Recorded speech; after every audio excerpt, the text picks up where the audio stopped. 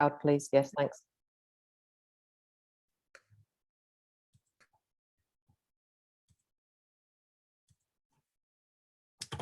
So welcome everyone. Hopefully you can see my screen here with the sort of opening slide for our session. So again, we'll give a couple more minutes to see if other people are coming in, but again, welcome.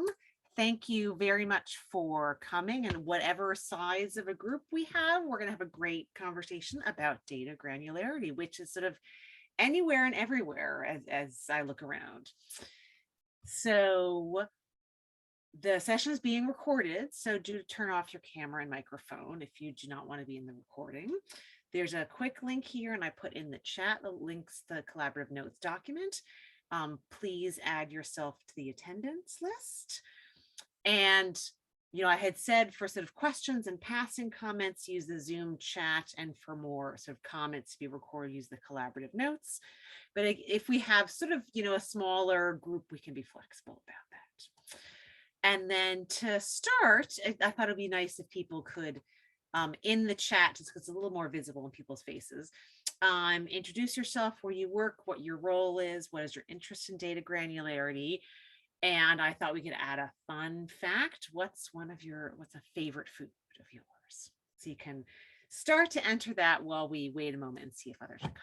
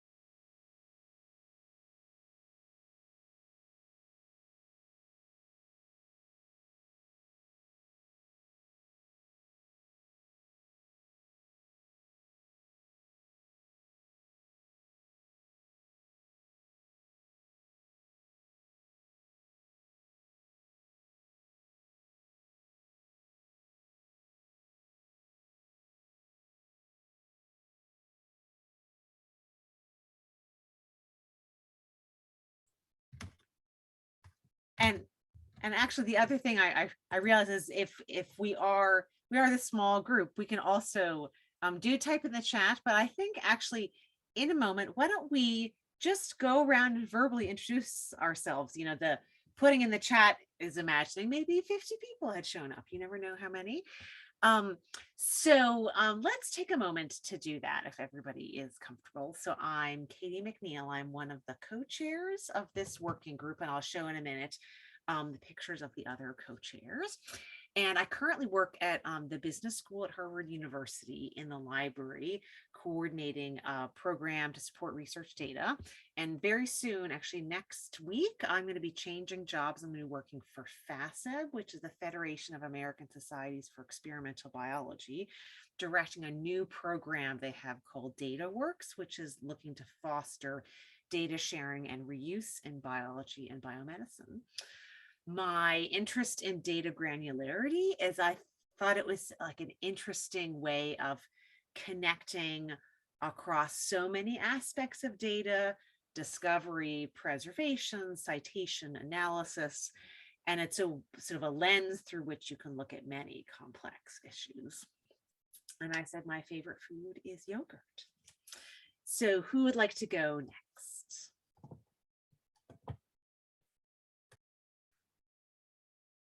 Go on, I'll go, although I'm not really here as a participant in this group, more of technical support, which you obviously don't need.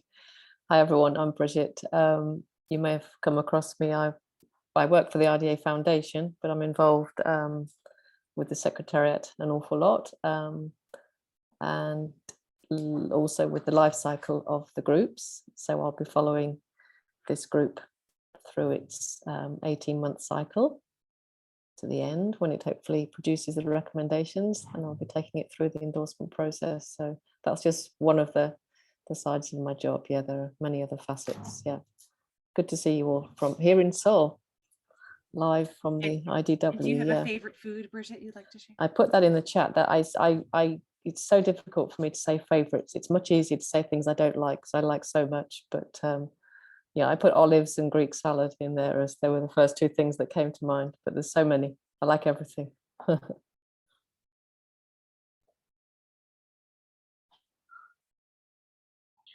will go next. I am Jan Sung. Can you hear me?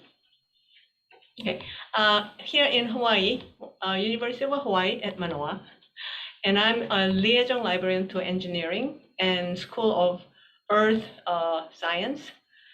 And we don't really support data sciences yet in the library. I don't know we can soon or not, because of course, money.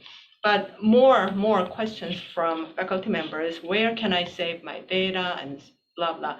So I decided to join this conference, and I'm learning everything new. So I was curious what granularity is. So I'm here. Bridget, I have a question.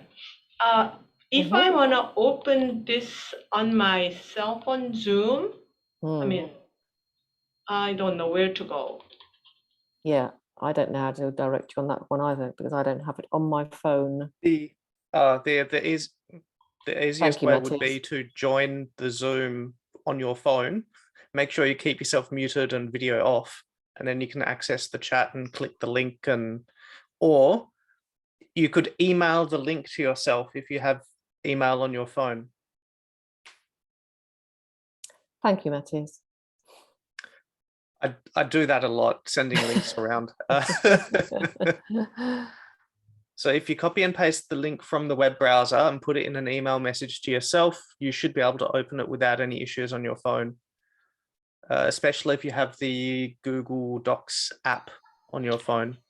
The reason being is I have to go back to home because my grandchildren are in a pool, and my youngest 3-year-old didn't carry, my daughter forgot the booties. So I want to listen to it on the way there. That's what. If you want to, so if you want to listen, then, hang on, I don't want that. Let me see. Is that the link? So that's the link for this Zoom. I grabbed it from the participants list. Oh, okay. Great. So if you grab that link, email it to yourself, and then click on it on your phone, you should be able to join the Zoom. Okay, I'll try. As I said, I live in Zoom. Thank you, Matthias. I've done this quite a few times, swapping between phone and actually one time, I think the most recent time I opened Zoom on my phone to swap a meeting, Zoom knew that I was in a meeting on my PC and said, hey, do you want to swap to your phone? I said, yeah, all right, hit the button and it swapped over. It was great, but I had to be logged in with my Zoom account on both my PC and my phone. But anyway, I digress. I can only, I realize I can actually only stay for a small amount of time because I have another meeting, which is actually quite relevant to this group. Because as I said in the chat, I think a lot about data architecture. So the Australian Research Data Commons, if you're not familiar with us, we are a federally funded organization, and we make... Mute yourself, mute yourself. Sorry, could someone mute Jan? Yeah, I will mute. I will mute. Yep. There we go. And in fact, here's one of my colleagues, Mohammed. He's also from the ARDC. We make investments in data. Basically, we encourage researchers, research groups to work to make data, high quality data assets available, and also then develop the expertise and the infrastructure to do that. My job in particular is to provide informatics advice to these projects. So very librarian-y kind of stuff. And so I do need to think about stuff like data granularity, because we want our investment partners to make their data available. And certainly one of the questions is, oh, well, so how many DOIs? And things like that. And so that's a short question with a big answer, because, well, it depends on what does your data look like, to what degree is it reusable? Like, is somebody interested in one tiny little component of your data at a time, or do they use the entire data set at once, things like that? That's a great example. And I see that you said that your favorite food is sort of home cooked German food. Do you have a particular that you want to highlight? So there's a really bizarre one. Its name translates to stuffed cabbage head, and like, it's absolute peasant food. It is what poor people eat, which is why I love it even more. It's layers of cabbage and beef mince cooked in a pot and then turned up onto a plate, and it looks like a meat and cabbage cake. It's really weird, but delicious. Well, and my wife grew up on something like that, but not necessarily in layers, in like rolls, where you sort of roll the mince in the cabbage leaf. Yeah, that's too much work. I'd rather just create a cake. Oh, good. So so Mohammed and Yoshiro were sort of doing round introductions. Because we're a small group, we can introduce ourselves verbally. So whoever is available to go next, maybe you, Yoshiro, to introduce yourself, your role, what you're interested in data granularity, and maybe your favorite food. Thank you very much. Can you hear me? Okay, thank you. I work for Japan Link Center, which is the DOI area of Japan, and we facilitated some discussions of research data. Granularity is always in the center of the discussions, because to me, myself, what is data and data set? What's going to be the definition? I'm always confusing. So there are lots of measurement and data set. I'd like to have a clear image, so I join this session. Thank you. Thank you. And Mohammed, we would be glad to hear from you as well. Yeah, thank you so much. And Mohammed. I'm working as a research data specialist in Australian Research Data Commons. As Matthias described, we are like a part of an organization where the data is like a main focus every time. So one of the things that interests me about data granularity is like, because being a data architecture, we always focus on the detailed data, like starting from the nano level to the macro level. And so we have different kind of data sets and data structures, and we also always have discussions of this granularity section. So it would be nice to have a kind of great discussion in this session, and looking forward to have a kind of great conversations ahead. Great. Well, welcome everyone, and now Jan, I see you're in the out of door, so we'll see you on your path. So the agenda, again, we can be flexible because we're a small group, is we're doing a little introduction. Then we're going to present around, we've had 3 subgroups starting up, one on survey of repositories, sort of like ARDC. One that's developing use cases, one that's looking at constraints, and then we'll have time for open discussion and questions at the end. And again, if you can only attend for part of this, that's great. We'll be very glad to keep in touch, and you can either, there's a reminder at the end of the slides, the collaborative notes document has a link to these slides, and you can be involved to whatever degree that you are interested in, have time. There are lots of ways to be involved in small ways as well. So here the link to the our 3 co-chairs of our working group: Raina Jenkins, who works at Ocean Network Canada, Bogita Matiak, who works in GASIS, the Social Science Data Archive in the UK, and myself. And they are sleeping now and doing other things. So I'm very happy to represent this group. And behind this also, we have a number of other members who have been working actively on these subgroups. So really great, even though it may just look like me because I'm the one who can attend this session, there are many people who have been involved in this and are making important contributions to the work. So I'll talk about a working group in a moment, but when we talk about data granularity, and this is something that some of you have touched on, how are we describing that? What do we mean by that? So I think, as Mohammed, as you were saying, data infrastructure is often built around predefined levels. The certain things are built to deal with files, others with collections, other infrastructure is built around variables, and these conventions vary amongst repositories. And you can have benefits from being able to work with data at various levels of granularity, to be able to download not the entirety of a huge file, but a subset of it. Or I think, Matthias, as you were saying, what level do you assign a DOI? When is it valuable to be able to have a DOI at a lower level of granularity than you might otherwise provide?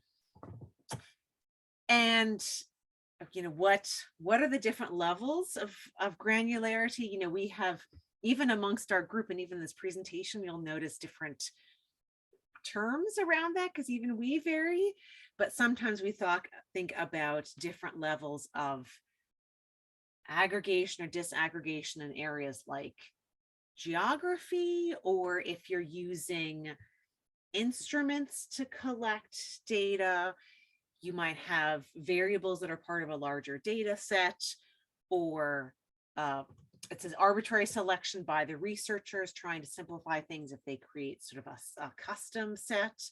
Data that's used in a publication, which may be a compilation from various different data sources, that can also be a kind of granularity. So there's a real variety. And when I said in my introduction that I'm interested in data granularity because it touches on many things, the list of things we often talk about as it relates to, discovery, metadata, access, interoperability, analysis, citation, and more. And so the mission of our working group is to not provide the answers to everything, because these are really complex issues, but to explore key questions and share valuable information for how particularly research data infrastructure, such as the RDC, can best support data granularity, not by giving you all definitive answers, but by really outlining a series of issues and choices for infrastructure to work through, for them to be able to determine, for issues like discovery, access, citability, what do they want to support. And being that granularity is related to so many different things, we're really committed to building upon and complementing the existing work of RDA.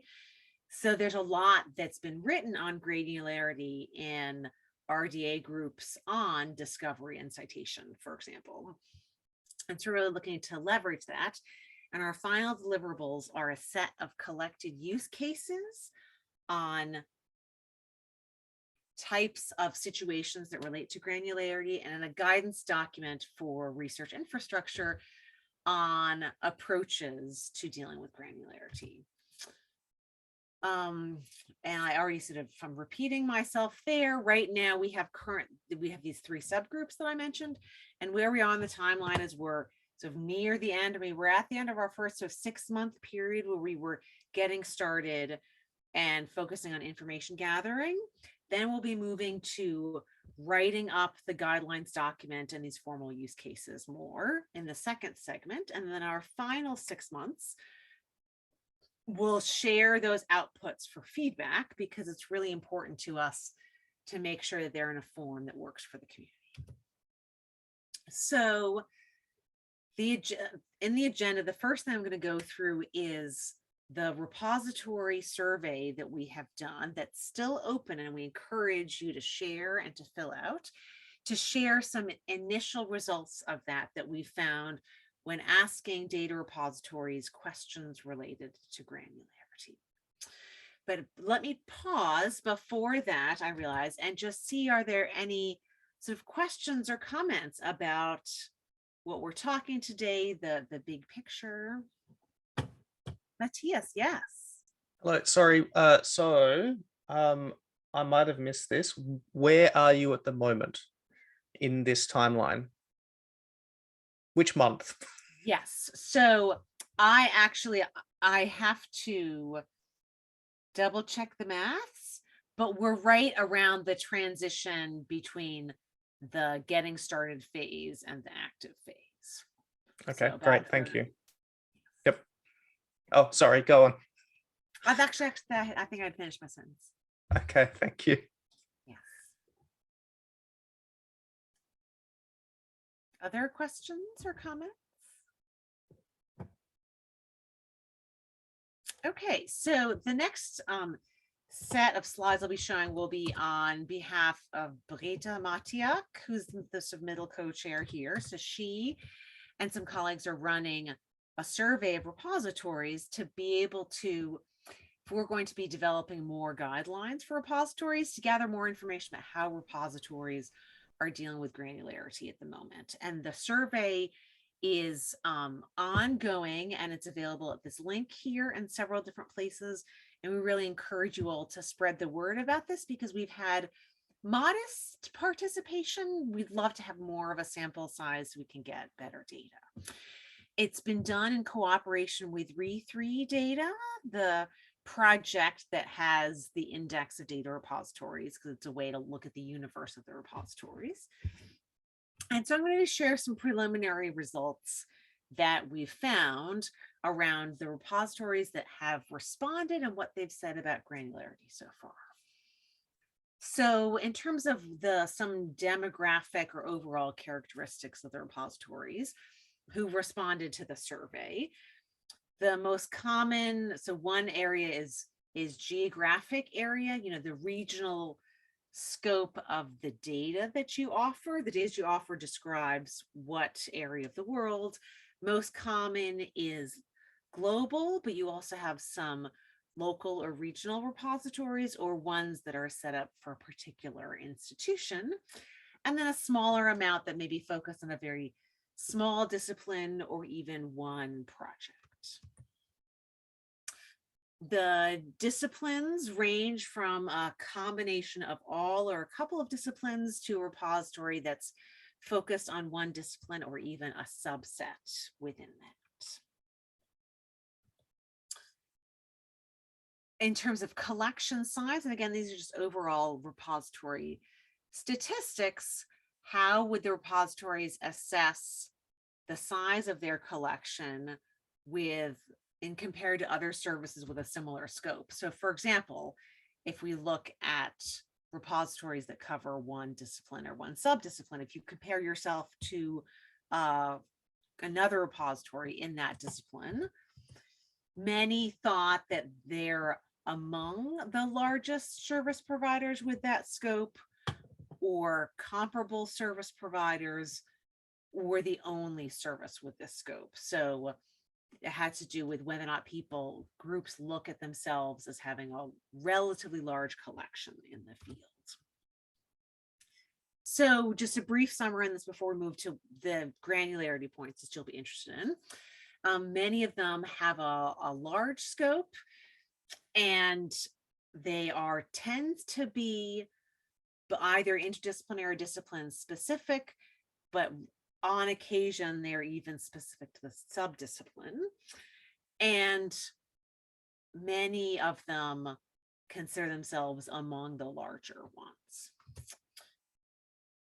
So when we talk about granularity and terminology, another term that we use in the repository is the type of entity, which is not necessarily around the level of granularity of data, but to what extent do you have data sets, but other types of materials such as publication or software or other, software code or other kinds of software that you can actually run.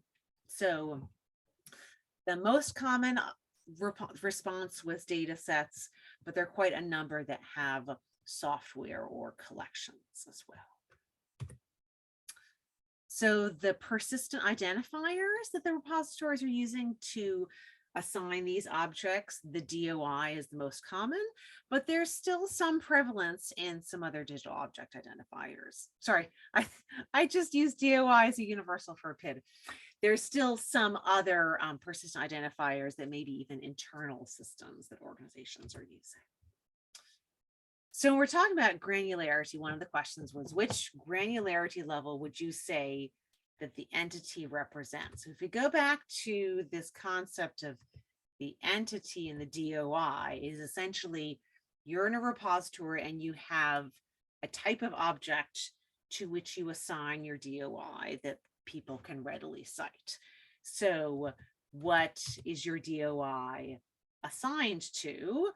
And this is more analogous to different levels of granularity. And we can't quite see the whole item, but is your DOI assigned to, at this more sort of microscopic level, a single measurement or a series of that, a single file, a package of multiple files, and then you get to the more aggregated, such as of collections of results, and then some small other sort of people specified other entities that's applied to. So the most common result was things that was imagining the landing page of a DOI saying, this is this catalog record that represents a package of multiple files. So then we also asked, how many data sets do you have in your collection? And it seemed to be a more complicated question than the authors realized. Some people knew the numbers, others estimated hundreds.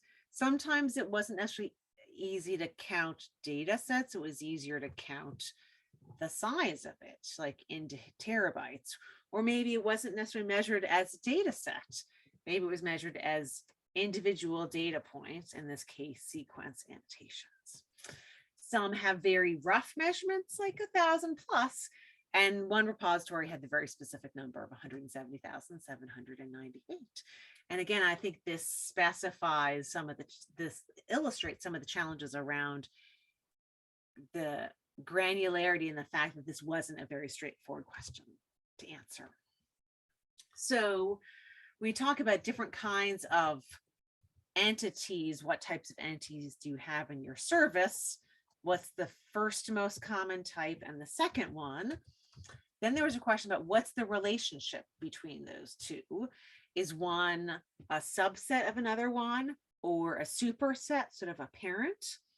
Are there explicit links between two items or more implicitly, or there are items that may or may not be related to each other, but they're not formally linked?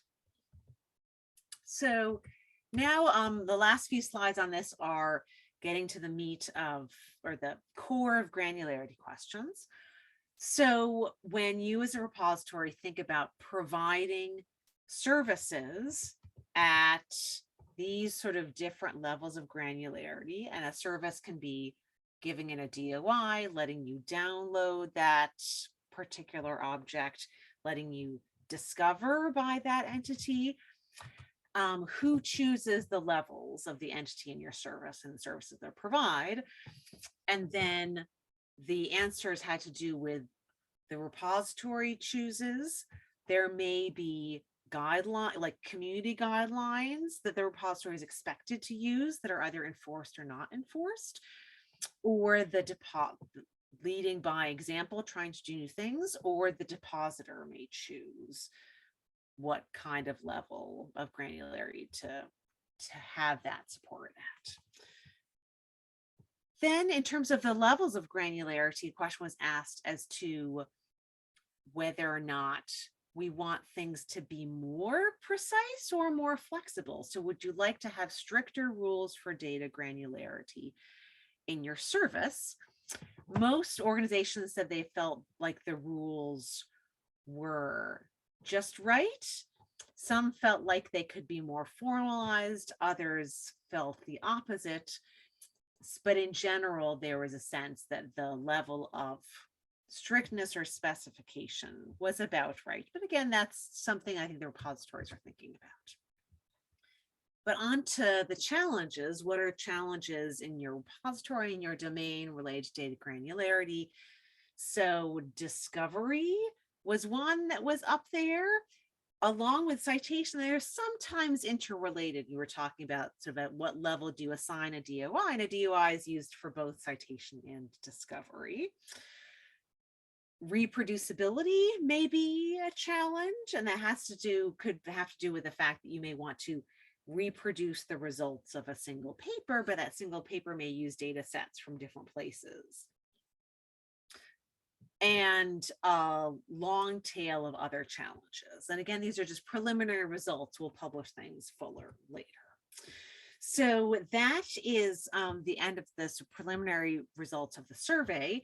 And it's still open because we'd still like to get a larger sample size. So if ARDC hasn't filled this out, we'd love it if you would pass this on, or to other kinds of organizations. And then when we have a better sample size, we'll analyze the results more thoroughly and include them in our guidance documents. So now I will pause and see if there are questions or comments about this.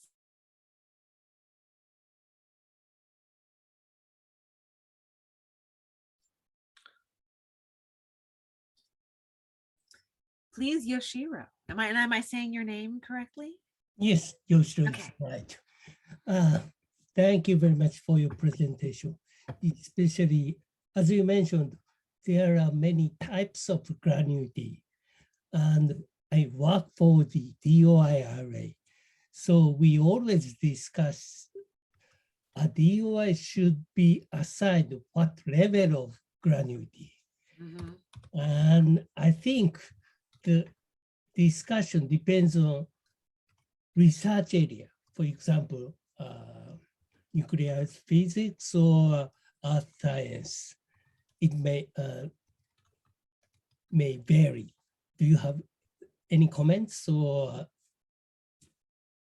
I appreciate your comments. Yes, so to say back what I think I heard from you is around at what level of granularity a DOI is appropriate. Is you're wondering if that is heavily influenced by the discipline of the data covered? That's interesting. I'm not sure that I have noticed that, although I guess, so this is not something that we've studied. I'll give an anecdotal response, and others may have. I certainly think I see in some fields there is a very high emphasis around sharing data specifically associated with a publication. And you're very focused on that. Whereas in some other fields you have, and I've seen this in the physical and in the social sciences, you have long-standing collections, data that come out of very large instruments, or long-standing social surveys that are done year after year after year, and they might be more likely to be cited as an overall collection that people continue to use. But that is an interesting question for us to look into. What do others on the call think? So that's a challenge to us because the number of DOIs will decide the sizing of our system. So we always discussing. Thank you.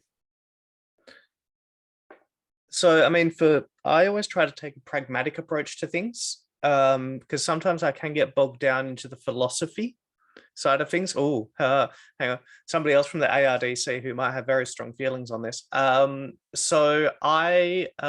Andrew. Hi. So with regards to lots of different approaches to take, like mint it for the entire collection. Somebody then, when citing it, for example, they say, I use this bit of this entire collection. But another approach that one of our partners takes here in Australia is, so it's a data discovery portal and contains lots of syndicated metadata and data sets for that matter. And every time you make a query in the system and download the data, it mints a DOI for that query and for that data set you have just extracted, which is another interesting approach because it's sort of following this philosophy of sort of just in time. So rather than in advance minting a DOI for each and every single data set and every possible thing that somebody might want to cite, it will wait until somebody indicates interest in something they intend to use and might want to cite, and then mints a DOI for that segment. And that might come in useful as well and this is for ecological data, I believe. But then in other disciplines, you have similar kinds of systems. So in astronomy in particular, you've got so many instruments around the world collecting so much data, and a researcher might come along and say, well, I'm interested in all of the observations made of that star by every single telescope that's ever looked at it. And so in a virtual observatory, they would be able to put in that query. The virtual observatory slices the data up from all the different data sets that might contain that star and then provides it to them. And so what, you're taking data from lots of different data sets, but it's almost the geographical slice that you care about, which star, the physical location in all the data sets. Well, it's actually worse than that because there's a temporal element as well. I mean, you're talking about an ongoing observational data set. So your query is all of the observations from this point backwards. What if you want to say all of the observations up to the point at which someone accesses this DOI? Yeah, so 4 dimensions rather than 3 dimensions. And they might be interested in only a particular event. So from the sun, a coronal mass ejection. I just want to know about, the few days before and the few days after, but I want all the observations that all the telescopes made, please.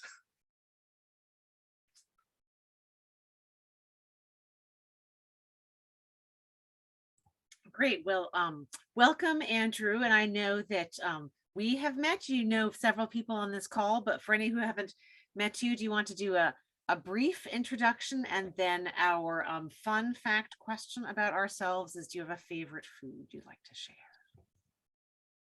Favorite food? Wow, so many to choose from. So as Matthias says, I work for the Australian Research Data Commons. My branding is slightly more subliminal than his. Apologies for joining late. I was making my brain hurt in the cross-domain data sharing session, and I just got full up with ideas and needed a palate cleanser. So I thought I'd go for this one. I'm responsible for our investments in e-research platforms, what many other parts of the world would call virtual research environments or virtual laboratories, as well as our investments in a national research software agenda. Tom Honeyman, who's responsible for that bit of my world, is at the event in Seoul. I see him at the other end of video meetings, which is kind of weird. Favorite food? Oh my goodness. A food you enjoy. You don't have to rank them. I don't have to rank them. Look, if you were going to narrow it down to what is the ingredient that I can't live without in my pantry, I would probably say rice, but then I'd have to specify which of the various different rices I'm talking about. Given that it's winter here and I'm thinking about what I'm going to cook for dinner, a close second would be lentils. Mm-hmm. Wonderful. So yeah, so I'm glad that this overview of the repository survey prompted this interesting discussion about DOIs. So oh, and Bridges gives a thumbs up to maybe write rice and lentils. So now I'm going to move on to a next section. So what we were talking about before is we have 3 subgroups that have been working, and the next one is around, hopefully everybody can still see my screen, is around use cases and the desire to compile as one of our main outputs a set of use cases on data granularity. And again, we're really focused on not reinventing the wheel or writing things in isolation, but starting to really pull, our working group as a lens through which we can look at the issue of data granularity, including as it's already been compiled and studied by many different groups. And so the goal of this little segment of our session is to show you not necessarily the use cases that we've written, but the structure that we have selected for writing our use cases and to get your feedback on it. So this is going to be sort of as interactive of a segment as we can, and because we have a small group, we can have a nice discussion.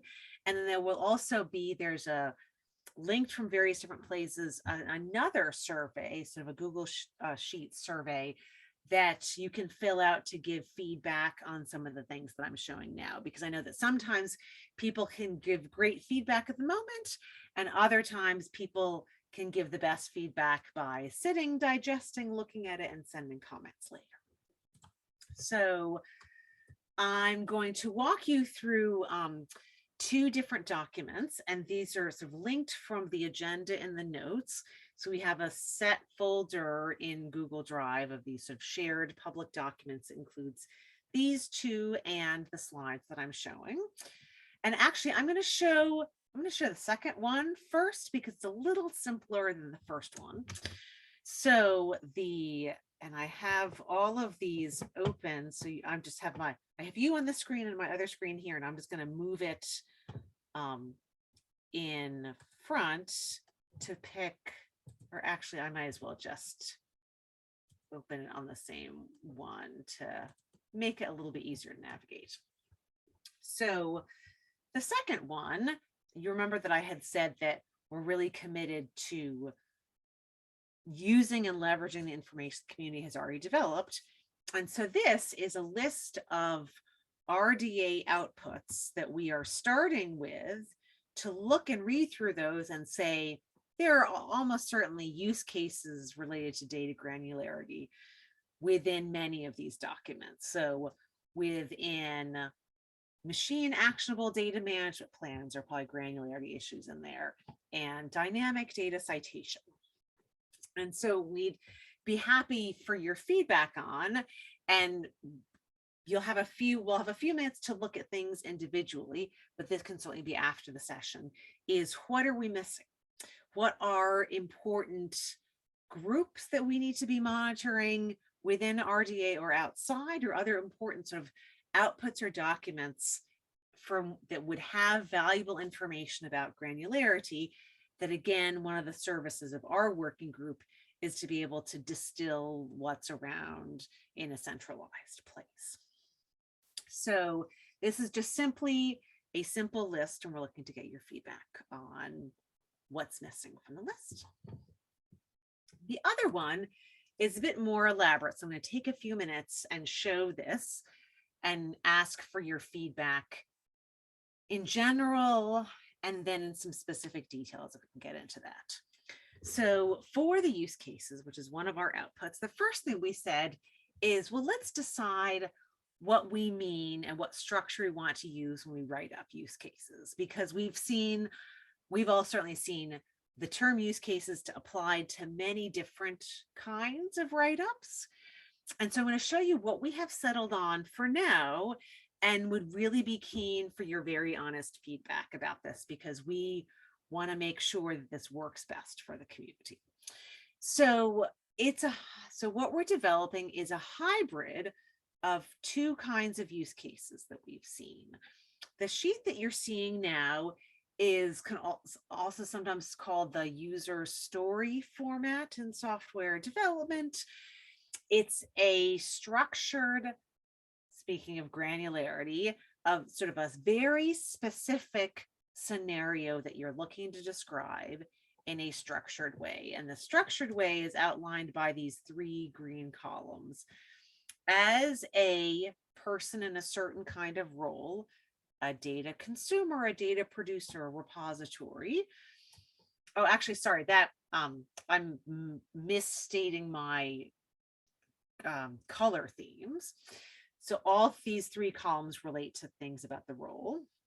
So as a data consumer, what is my primary goal? I want to find data of interest to me, say by topic, geography, time period, and universe. So I want to find all the information about this particular star for this time period, for example. And then the third sort of segment of this common sentence is so that why, like what's the benefit I'm looking to achieve by being able to do this?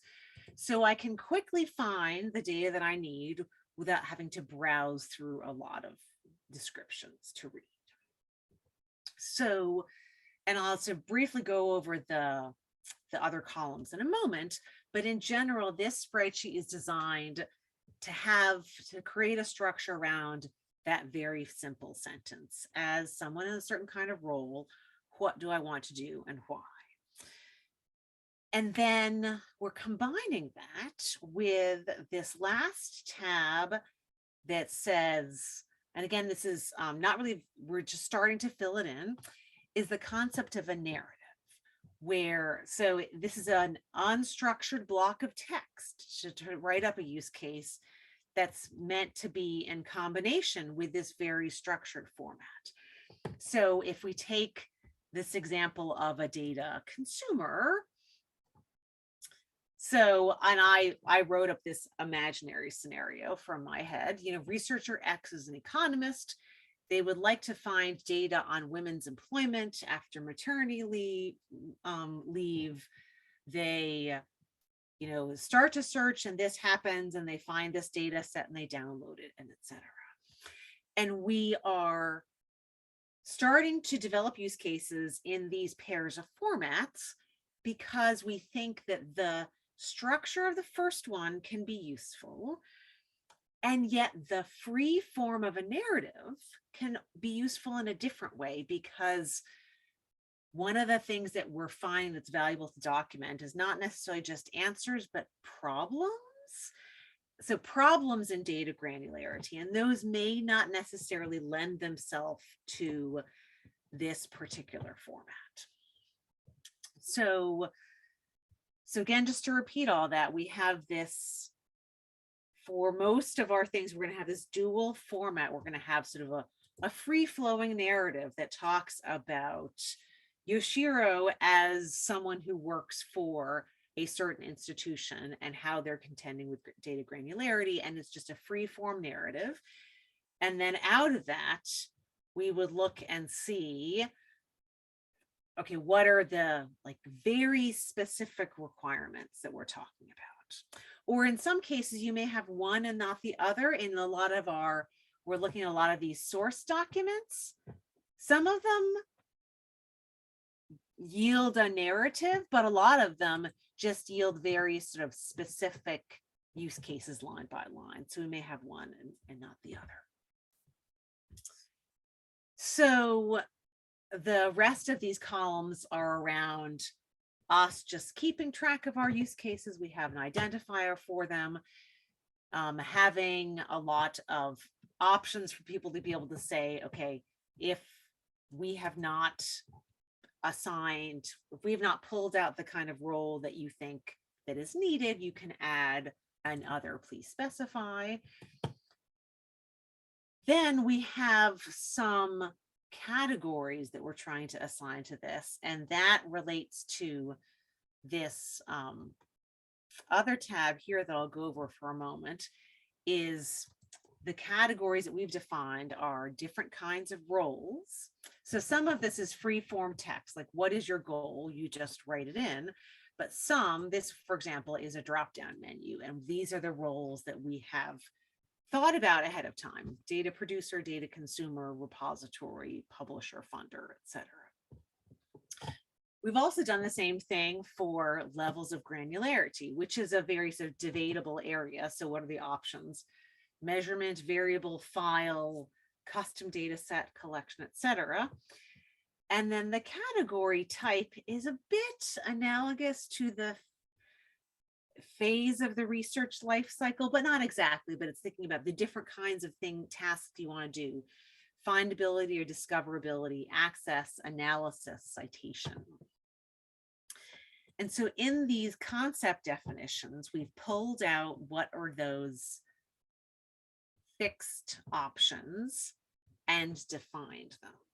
So when we say, so this is the list of the different roles, and it defines them, and it says, what do we mean by data producer? And does the same thing for levels of granularity and these categories. So what kinds of things do we flag with access, for example? And then we have, a few other columns to be able to add other details. So what we would be keen for feedback on, we'll have, I was going to, so if we had a larger group, we were going to have a little bit more of a structured time where people could sort of add notes in the collaborative notes document, and you can still do that. But I'm also happy to just be the note taker for the group and take comments and questions that people have now. And then, as I said, what you'll be able to do later is you'll be able to look at this in more detail and fill out a survey, because some of the questions that we have are around, what do you think of this overall? What's working well? What could be better? And then especially in these sort of concept definitions, what's missing or what's strange that you don't expect? So I have some specific questions, but that's, I know there's a lot to take in, so let me pause and just see what people's reactions and general questions are. And you can raise your hand, or again, we're a small group, you can simply jump in. Oh, and I see there's lots going on in the chat. I've just been talking. So I know, and I knew some people had to leave for a conflicting meeting. So, and you have to leave as well. So, so that's fine. So I will, for those who had to leave, the section for giving feedback is in the notes document as well.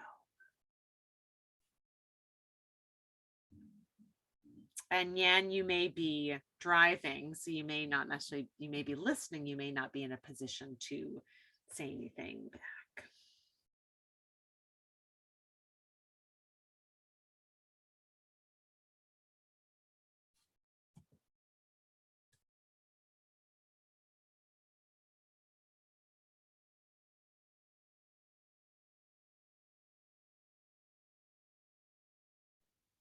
I just stopped because I just parked.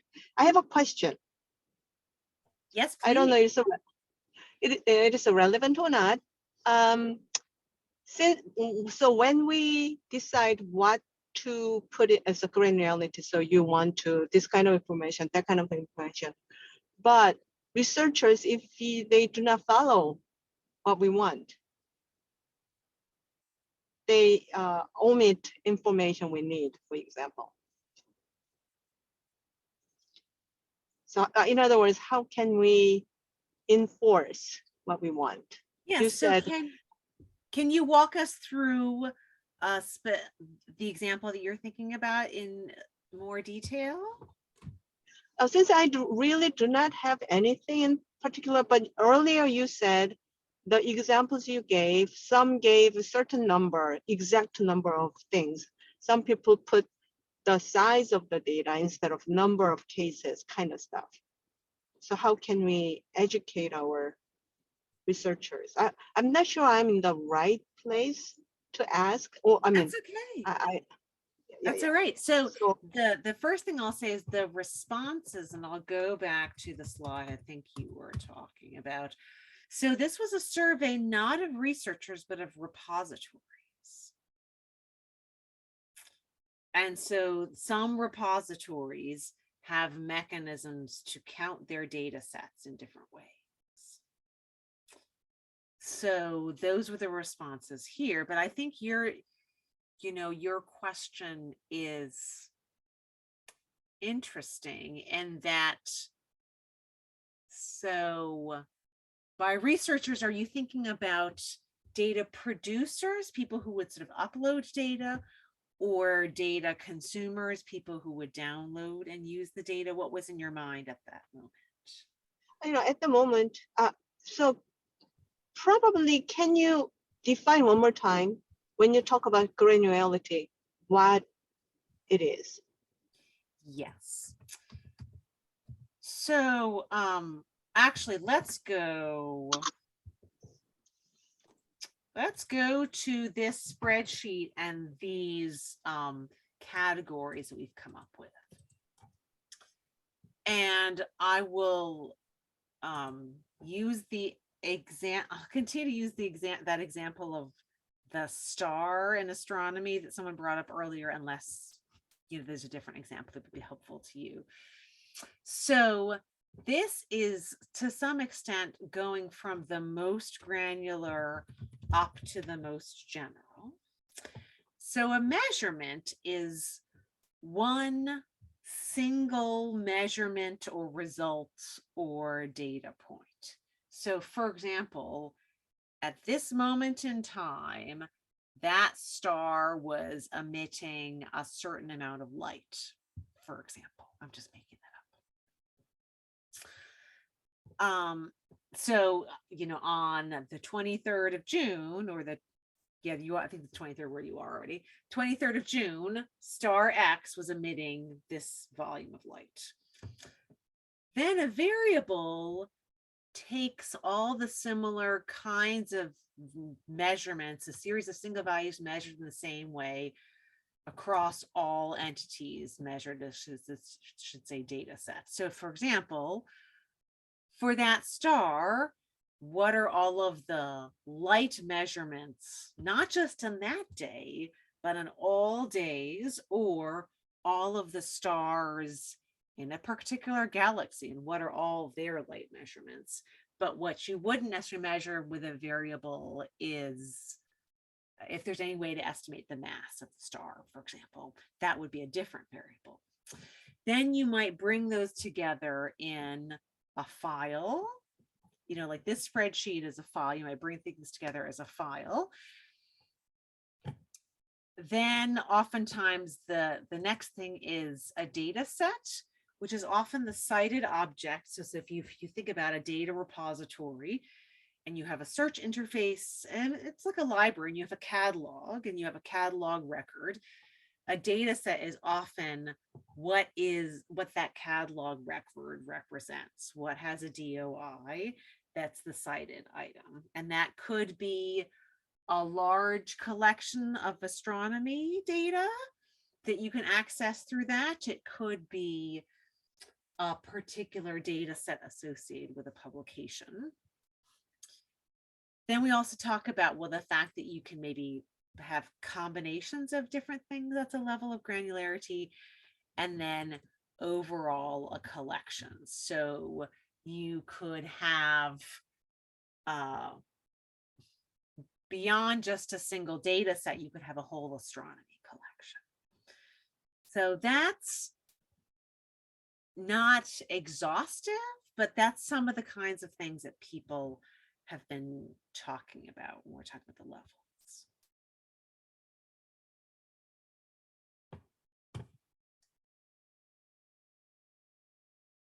So I'll pause and see what then that makes you think of.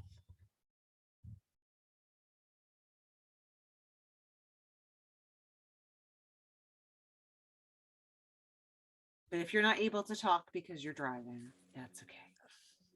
Katie, I think I should send you an email. I think I understand what you're talking about. So I probably misunderstood that I was thinking, so it's your job to describe the data, not the, what is it? Researchers, right? Well, it all depends on the repository. So I think, you know, if we're thinking, this project's not entirely about repositories, but it very commonly is. So you will have some repositories in which the repository staff do a lot to describe the data sets. In others, it's more of a self-publishing model, and the researchers describe their own data sets. And maybe, as you were saying, you know, we may have mechanisms in there that say, okay, well, describe to us, you know, the contents, you know, what variables you have. But maybe their answer isn't about variables. Maybe they give an answer, but in fact, it's about measurements or about files. So I think you know, that if that relates to your point, I think it's interesting. And I think, and the other thing I'll say is in terms of sort of guidance document about repositories, and that relates to this, no, not this question, is how strict of rules do repositories want to have? Do they want their staff or their researchers, their depositors, to have a lot of flexibility around granularity, or do they want to have very strict rules? And so that's, I think, a debatable point, and a point that repositories need to choose is who should be doing these descriptions.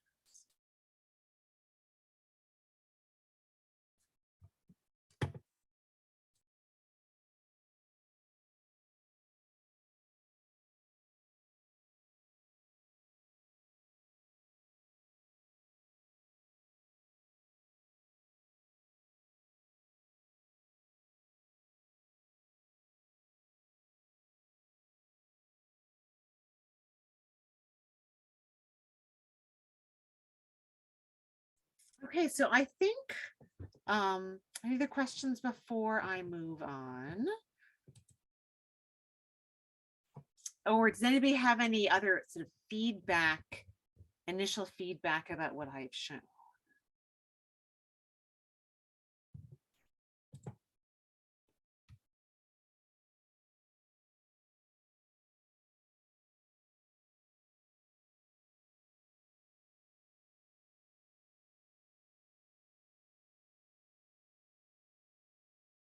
Okay, well, I know it's a lot to take in. So what we will do is after the session and in the collective notes, what there's a link to is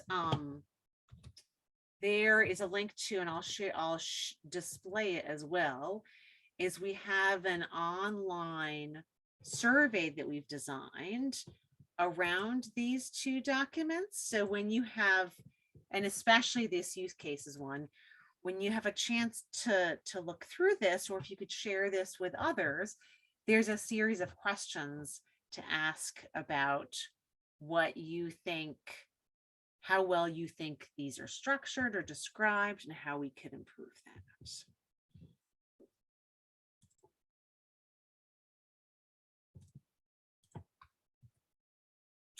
So now I just have a couple, one last main slide before we can open it up for questions and next steps and any final points for those who are participating, or also for anybody who is watching this later. I need to remember that. So our third subgroup that's working is the constraint subgroup. And that's looking to say, well, the recommendations that our group are making cannot be unlimited, and that there are existing ways of working that repositories or research infrastructure in general are working under, and we need to be aware of what those constraints are so that we can represent that reality in our guidance document. So the subgroup is gathering information about existing constraints such as repositories and the way they work, or metadata standards are expected to be used, that relate to data, the granularity within which infrastructure providers have to work so that we can reflect that reality. So again, currently we've had the constraint subgroup, the use cases, and then the survey.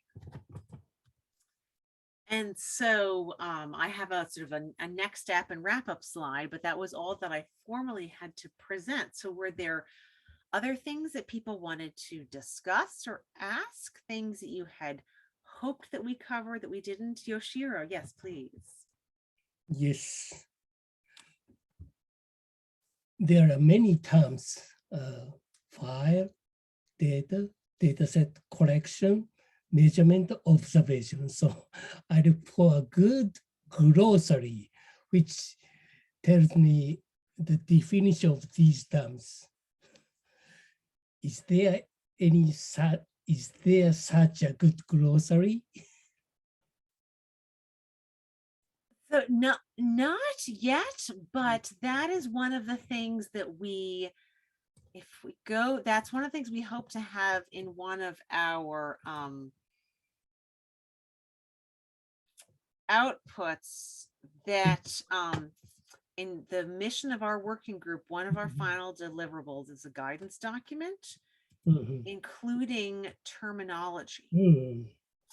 So the idea behind this isn't that, is if we can, if I go back to this example, that some of the terminology that we've been using, maybe measurement isn't, where every debate is, should be called measurement or data point. And what maybe is maybe there's no right answer, but if we can have more of a common terminology as a community, then when you say measurement, I will know what you mean.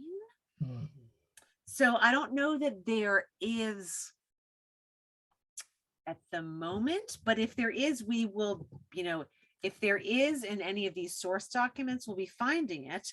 And then definitely in our outputs, we're going to be looking to recommend terminology that the community uses. So it's good to know that would be helpful.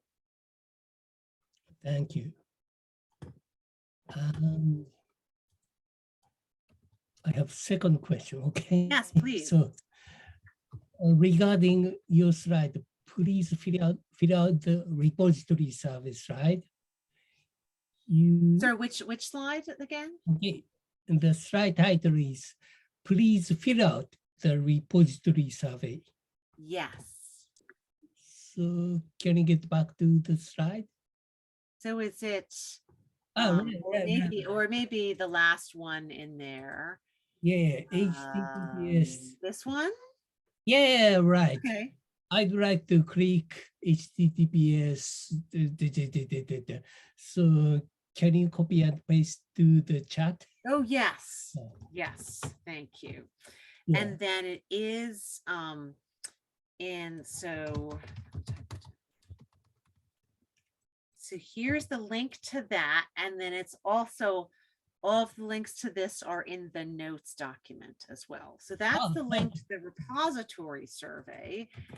And then I'll also put in the survey to give feedback on use case structure is another link. So we have two kinds of surveys running now. Ah, got it. You conducted this survey and collect the answer. Ah, got it.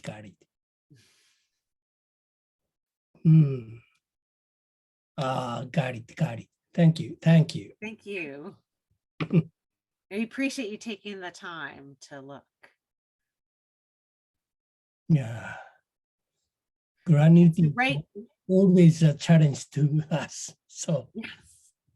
right. And right now what we're looking to share what we are starting to do now.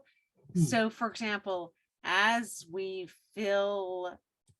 begin to fill out this sheet, is there anything we should be doing differently that can be more useful to other groups?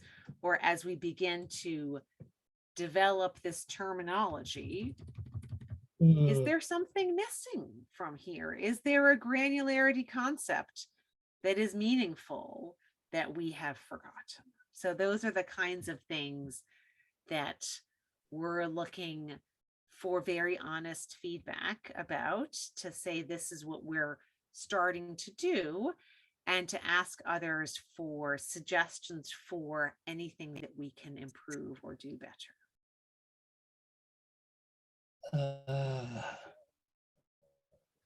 I have one comment for the Sure, spreadsheet. please. Yes. So we plan to add some quantity element for each line, because quantity will give me the image of sizing. And To around the levels of granularity? For example, these X includes about 100 Y or something. That's an interesting question. So I'll ask you a question about that, if I may. So, and I'll give an example. So if we could talk about something like, if we're talking about size, so for example, file size, that can really vary. So we could have my simple notepad file here that has the word test written in it, and this will be a single file size. Then I see the astronomy image behind you. If you have a very powerful telescope and it takes a very high resolution photograph of the sky, that is also a file, but the size of them may be very different. And so what I'm wondering about is, how does knowing the size of these things help? How would that help? If it might vary a lot. Yeah, I understand. And again, I'm not trying to tell you it's a bad idea at all. I think it's an interesting idea. I'm just trying to think about how that would help us and how we would figure that out. So, for example, just show some example at something. The typical size is X or something. As you mentioned, it's almost impossible to cover every cases. But typically example case should be proposed, I think. In the glossary specifically? Or use case spreadsheet. Okay, yes. So more For examples. Example.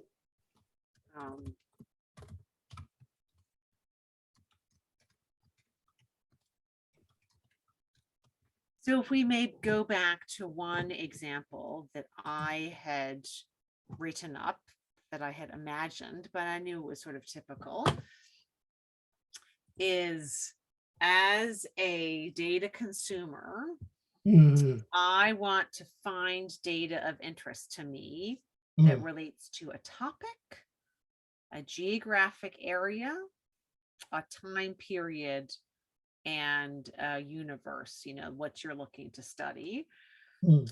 So what would be quantitative, like, is this enough of an example? Or so the idea is that this is, you can see that this use case maps to this, what's called the narrative identifier. So if you look at N1 and then you go to the narrative spreadsheet, N1 is this narrative, and I wrote up this fictional narrative about a researcher and the work that they were doing. So maybe that's a bit of an example, but I wonder if that's the right kind of example for you. And also this, I don't think there's anything quantitative in here that I show. So I feel like I'm hearing from you the value of quantitative things and also the value of examples, and wondering if this is the right kind.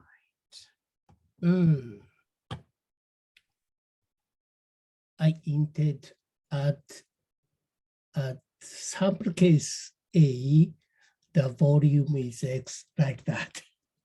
Yeah.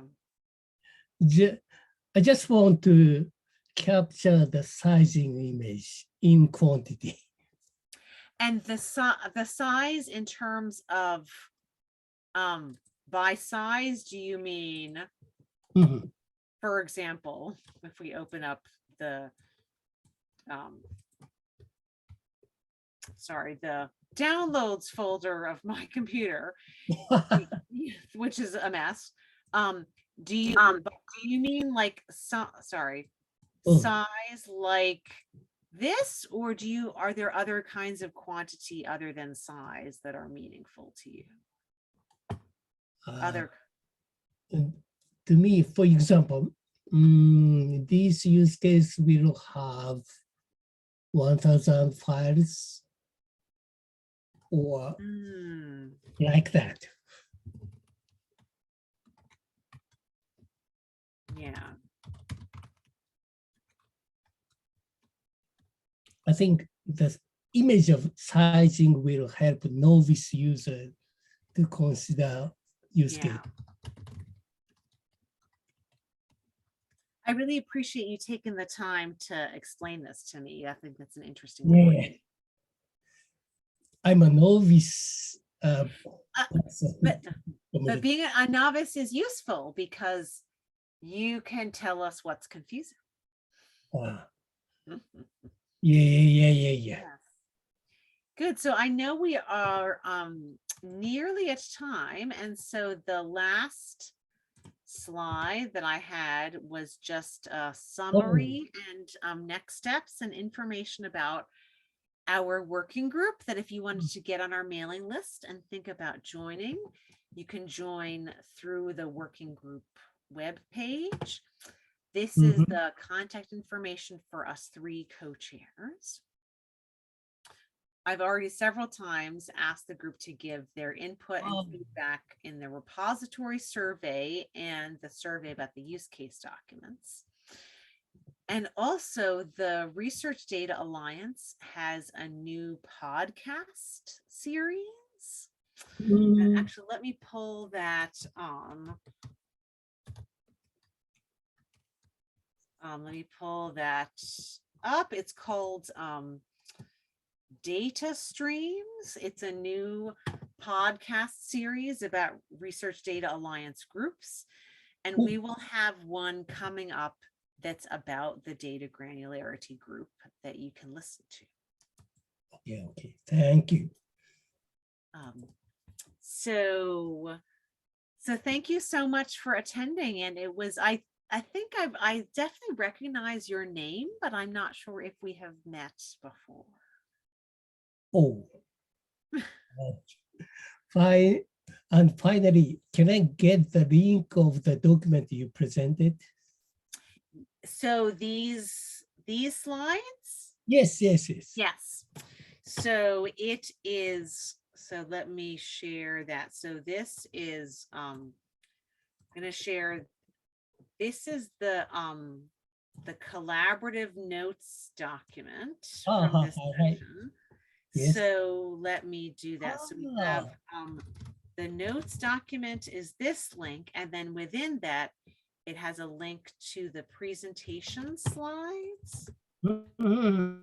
And that is thank you. That is here.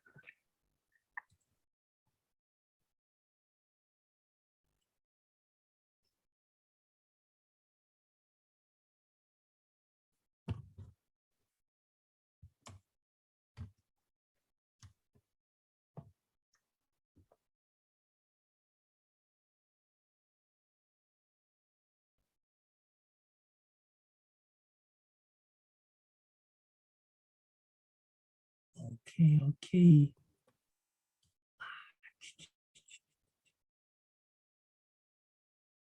Thank you, I got. Okay. You are very welcome.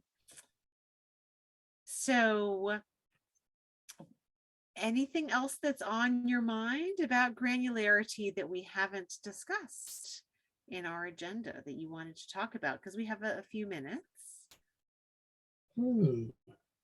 At this moment, it's okay. And Okay. great progress for me. Thank you. Oh, you're very, very welcome. Yeah. And we do have the need for more members and people to help out. So if this is something that you could consider helping with, that would be wonderful. Or if you know any colleagues who work with granularity that may be interested in helping us to gather these use cases, we would be grateful for assistance with that. Okay. I will share this information to my team and colleagues. Wonderful. Thank you. Thank you. Well, fine. So I think we can end a few. We are only ending a small amount early ahead of your next meeting. What time is it there? It's early morning, is it not? Where you are? Yeah, almost 1 p.m. here. Oh, almost 1 p.m. Okay, so midday. Yes. So you are in the USA or in I Australia? am. On the East Coast of the USA. Oh. So if you say it's almost 1, I think you are 13 hours ahead of me because it's just before midnight here. Yes. Because you are in the daylight saving time, so we have 30 hours. Which is confusing, I know. Yeah, Japan has no daylight saving time, but I understand. Thank Yes, I think that probably makes things easier. you. Great. Well, I'm going to stop the official recording now. Thank you to all of you who have watched online. And again, any questions, you are welcome to reach out to me or any of our co-chairs. So I'll stop the recording. Thank you. Thank you.